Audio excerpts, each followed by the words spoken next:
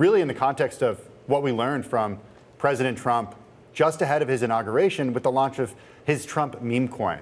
Is this something that Coinbase would list? Is this something that falls into the category of listing on Coinbase? Like, just give us your thinking around this.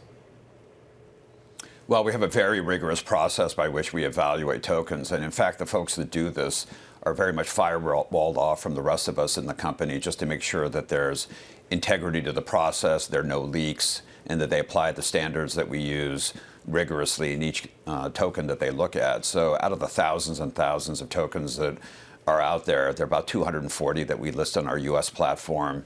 And we evaluate each token to make sure it's not a security, to make sure it's cybersecure, and make sure that there's not a scam underlying it. And that's the process that we apply to the Trump coin, which we do list on our platform.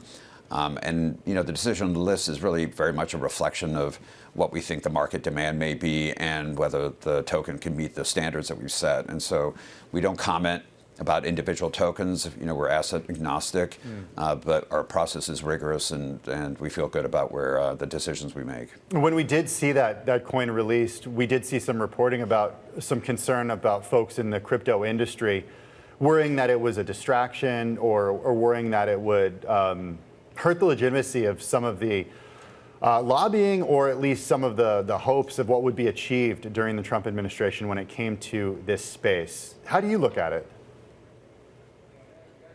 I think every token has a story behind it, and some of the stories are more interesting than the others. People have views one way or the other. We try not to get into the kind of the backstory of any of the tokens. What we try to look at is those standards that I talk about. Is it cybersecure?